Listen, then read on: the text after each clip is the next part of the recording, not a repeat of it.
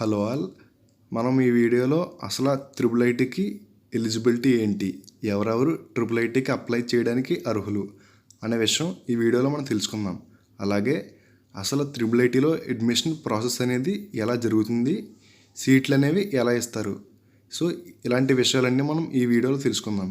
And అలాగే ఎవరైనా ఇద్దరికి సేమ్ మార్క్స్, ఒకవేళ ఎంట్రన్స్ పెడితే ఆ ఎంట్రన్స్లో సేమ్ మార్క్స్ కానీ వస్తే, అలాగే ఇన్ కేస్ 10th ఎగ్జామ్స్ జరిగితే సో అందులో కూడా జీపీఏ సేమ్ వస్తే వాళ్ళిద్దరిలో ఒకే సీట్ ఉందనుకో, సపోజు వాళ్ళిద్దరిలో ఎవరికి ఎక్కువ ప్రయారిటీ ఇస్తారు, సో ఏ క్రైటీరియా బేస్ చేసుకుని వాళ్ళిద్దరికి సీట్లు ఇస్తారు అనే విషయంపై ఈ వీడియోలో మనం డిస్కస్ చేసుకుందాం. సో చివరి వరకు స్కిప్ చేయకుండా చూస్తే మీకు బాగా అర్థమవుతుంది. Let's begin the video.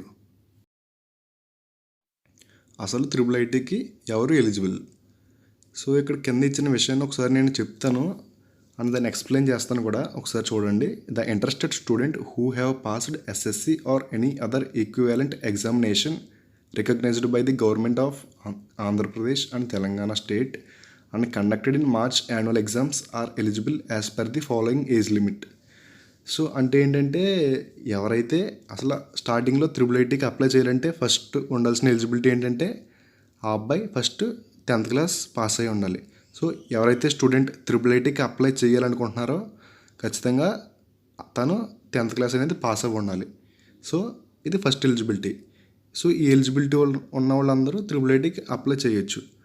Next, నేను ఇక్కడ మీరందరూ కామెంట్స్లో ఏం అడిగారంటే, లాస్ట్ ఇయర్ వాళ్ళు అప్లై చేయొచ్చు అని అడిగారు కదా, ఆ విషయం కూడా ఒకసారి నేను మళ్ళీ చెప్తాను.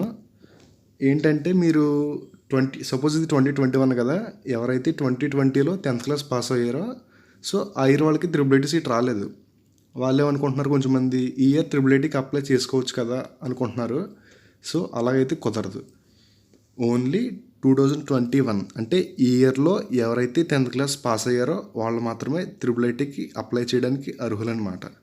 సో లాస్ట్ ఇయర్ వాళ్ళందరూ ఎవరైనా ఈ వీడియో చూస్తుంటే దయచేసి వెళ్ళిపోండి, ఎందుకంటే మీరు చూసినా మీకు యూజ్ లేదు. నాలెడ్జ్ కోసం చూస్తే చూడొచ్చు, no problem. But triple IT వస్తేనే ఆశ అయితే మీరు పెట్టుకోకండి, ఎందుకంటే నేను చెప్తున్నాను కదా, ఈ ఇయర్ 10th క్లాస్ ఎవరైతే ఎలిజిబుల్ అయ్యారో వాళ్ళు మాత్రమే త్రిబుల్ ఐటీకి అప్లై చేయడానికి అర్హులు. అండ్ ఇందులో కూడా సపోజ్ ఈ ఇయర్ 10th క్లాస్ పాస్ అయ్యారు, బట్ ఇందులో కూడా ఒక ఏజ్ లిమిట్ అనేది పెట్టారు మన త్రిబుల్ ఐటీ వాళ్ళు. సో ఆ ఏజ్ లిమిట్ ఏంటో ఒకసారి చూద్దాం. The candidates should not have completed 18 years of age as of 31/12/2021. 21 years in case of students belonging to SC and ST categories are eligible as per AP government norms. So AP government చట్టాలు మాత్రమే కాదు, so Telangana government కూడా same ఇదే follow అవుతుంది. అదేంటంటే, ఎవరికైతే ఈ year 10th class complete చేసి 18 ఇయర్స్ బిలో లోపు, అంటే మీకు 18 ఇయర్స్ దాటకూడదు, 18 ఇయర్స్ కూడా ఉండకూడదు, 18 ఇయర్స్ దాటకూడదు. సో 17 ఇయర్స్ లోపు వాళ్ళందరూ త్రిబుల్ ఐటీకి అప్లై చేసుకోవచ్చు. బట్ ఇక్కడ కూడా ఒక ఎక్సెప్షన్ ఉంది మనకి. అదేంటంటే, ఎవరైతే ఎస్సీ ఆర్ ఎస్టీ క్యాస్ట్కి చెందుతారో, so schedule caste and schedule tribe, so వాళ్ళకైతే 21 సంవత్సరాల లోపు త్రిబుల్ ఐటీకి ఎవరైనా అప్లై చేసుకోవచ్చు. అంటే OC, BC other than SC ST ఎవరైతే ఉన్నారో వాళ్ళకి ఏజ్ లిమిట్ ఎంత ఉండాలి, 18 ఇయర్స్ కంటే తక్కువ ఉండాలి. కానీ ఎస్సీ ఎస్టీ వాళ్ళు ఏంటంటే 21 ఇయర్స్ లోపు ఉన్నా పర్లేదు, అంటే 18, 19, 20, 21 ఉన్న వాళ్ళకి త్రిబుల్ ఐటీకి అప్లై చేయొచ్చు. అది కూడా ఎప్పుడంటే ఈ ఇయర్లో పాస్ అయిన వాళ్ళే. సో చాలామంది స్కూల్లో లేట్గా జాయిన్ అవ్వడం వల్ల వాళ్ళకి ఏజ్ అయితే పెరుగుతుంది, కానీ క్లాస్ చూస్తేనేమో తక్కువ ఉంటుంది, ఏజ్ అయితే ఎక్కువ ఉంటుంది. సో అలాంటి వాళ్ళు ఏంటంటే, ఎస్సీ ఎస్టీకి చెందిన వాళ్ళు ఎవరైనా ఉంటే మీకు 20 ఇయర్స్ నుండి కూడా ఈ year 10th class passed out అయి ఉంటే మీరు త్రిబుల్ ఐటీకి అప్లై చేసుకోవచ్చు. రిమైనింగ్ క్యాస్ట్ వారు అయితే మాత్రం ఓన్లీ 18 ఇయర్స్ వరకు మాత్రం మీ ఏజ్ లిమిట్ అయితే ఉండాలి. బాసర్ త్రిబుల్ ఐటీలో 1500 సీట్లు ఉన్నాయి. అండ్ అలాగే ఏపీలోని 4 త్రిబుల్ ఐటీస్లో 4000 సీట్లు ఉన్నాయి కదా. ఇప్పుడు బాసర్లో ఉన్న 1500 సీట్లకి తెలంగాణ వాళ్ళకి ఎన్ని సీట్లు వస్తాయి అండ్ ఏపీ వాళ్ళకి ఎన్ని సీట్లు వస్తాయి, అలాగే ఏపీలో ఉన్న 4 త్రిబుల్ ఐటీస్లో ఏపీ వాళ్ళకి ఎన్ని సీట్లు వస్తాయి, తెలంగాణ వాళ్ళకి ఎన్ని సీట్లు వస్తాయి, ఒకసారి ఈ విషయం గురించి మనం తెలుసుకుందాం. తర్వాత మనకి అడ్మిషన్ ప్రాసెస్ ఎలా ఉంటుందో చూద్దాం. బాసర్ త్రిబుల్ ఐటీలో 1500 సీట్లు ఉన్నాయి కదా. సో ఈ 1500లో 85% అంటే దాదాపు 1275 సీట్లు అనేవి ఓన్లీ లోకల్ స్టూడెంట్స్, అంటే తెలంగాణ వాళ్ళు ఎవరైతే ఉంటారో వాళ్ళకి మాత్రమే ఇవి రిజర్వ్ అయి ఉంటాయి. అండ్ ఆ 1275 సీట్లు ఖచ్చితంగా తెలంగాణ వాళ్ళకి మాత్రమే ఇవ్వాలి, ఇంకెవరికి ఇవ్వకూడదు. అండ్ మిగిలిన 15% సీట్స్ అంటే 225 సీట్లు అనేవి బోత్ తెలంగాణ, ఏపీ అండ్ ఇతర స్టూడెంట్స్ అంటే ఇతర స్టేట్స్ ఆర్ ఇతర కంట్రీస్ నుంచి ఎవరైనా అప్లై చేస్తే వాళ్ళకి మిగిలిన 15% అనేవి రిజర్వ్ అయి ఉంటాయి. సో మీరు ఏంటంటే జనరల్గా అందరూ ఏమనుకుంటారంటే 100%లో 85% అనేవి తెలంగాణ వాళ్ళకి రిజర్వ్ అయ్యాయి అండ్ మిగిలిన 15% అనేవి మిగిలిన states, for example AP and మిగతా స్టేట్స్ ఏమైనా ఉంటే వాళ్ళకి అనుకుంటారు. కానీ అలా కాదు, ఇక్కడ ఏంటంటే 85% అనేవి తెలంగాణ వాళ్ళకి రిజర్వ్ అవుతాయి. సో ఆ 1275 సీట్స్లో ఓన్లీ తెలంగాణ స్టూడెంట్స్ మాత్రమే తీసుకోవాలి, ఇంకెవరిని తీసుకోకూడదు. అండ్ మిగిలిన 225 సీట్స్ ఉన్నాయి కదా, అందులో కూడా తెలంగాణ వాళ్ళు తీసుకోవచ్చు. బట్ ఏంటంటే అప్పుడు ఏపీ వాళ్ళు కూడా కాంపిటీషన్ వస్తారు. ఓన్లీ తెలంగాణ వాళ్ళు మాత్రమే కాదు, ఏపీ వాళ్ళు కాంపిటీషన్ వస్తారు అండ్ ఇతర స్టేట్స్ వాళ్ళు కూడా కాంపిటీషన్ వస్తారు. సో మీకు అర్థమైంది కదా, 1275 సీట్స్ అయితే ఓన్లీ తెలంగాణ వాళ్ళు మాత్రమే మీకు కాంపిటీషన్ ఉంటుంది.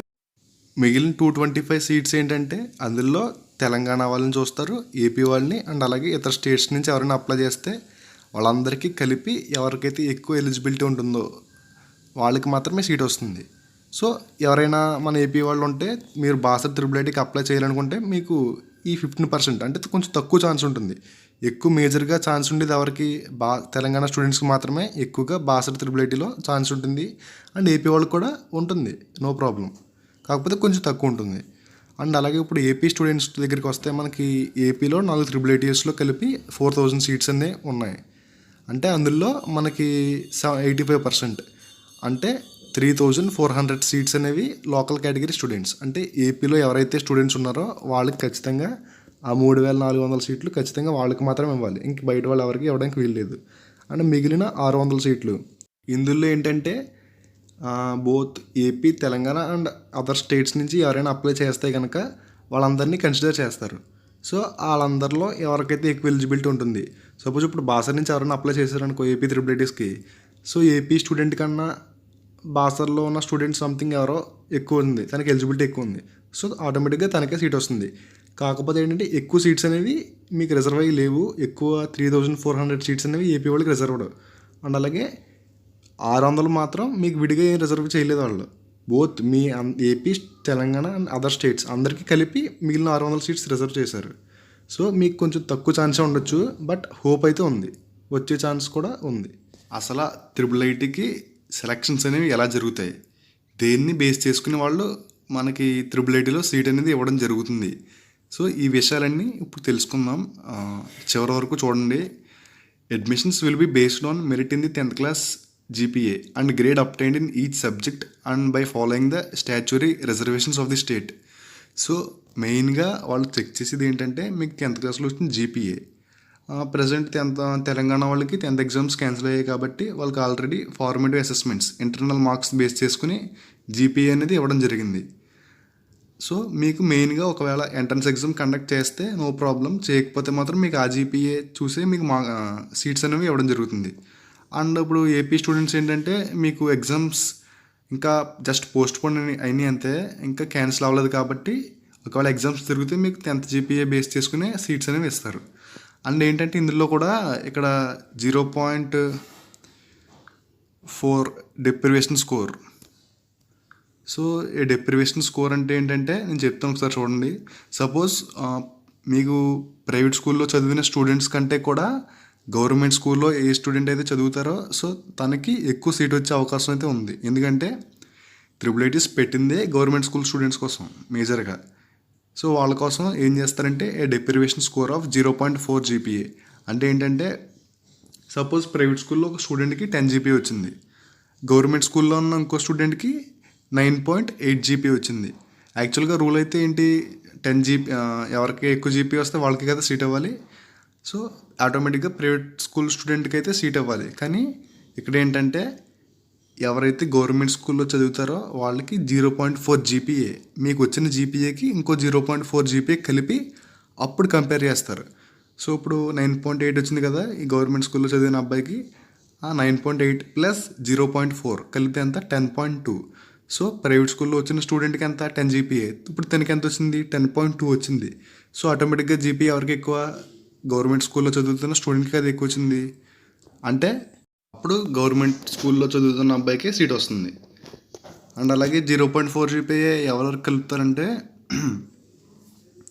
From non residential government schools including the Zilla Parishad, municipal Kendriya Vidyalaya, AP model schools and Kasturba Gandhi Balika Vidyalaya schools for selection with an objective of providing weightage to help the students from socially economically deprived sections of the society for admissions. So చెప్పాను కదా, ఎవరైతే వెనకపడే government స్కూల్స్లో చదివారో వాళ్ళకి 0.4 GP అనేది add చేయడం జరుగుతుంది. And అలాగే ఇక్కడ సపోజ్ ఇన్ కేస్ జీపీఏలో కూడా టై అయింది, అంటే ఇద్దరు స్టూడెంట్స్ గవర్నమెంట్ స్కూల్ నుంచి వచ్చారు, ఇద్దరికి 10 జీపీఏ వచ్చింది, మరి అప్పుడు ఇద్దరిలో సీట్ ఎవరికి ఇస్తారు? నెక్స్ట్ జీపీఏ తర్వాత ఏం కన్సిడర్ చేస్తారంటే ఇక్కడ కింద చూడండి, హై గ్రేడ్ ఇన్ మ్యాథమెటిక్స్.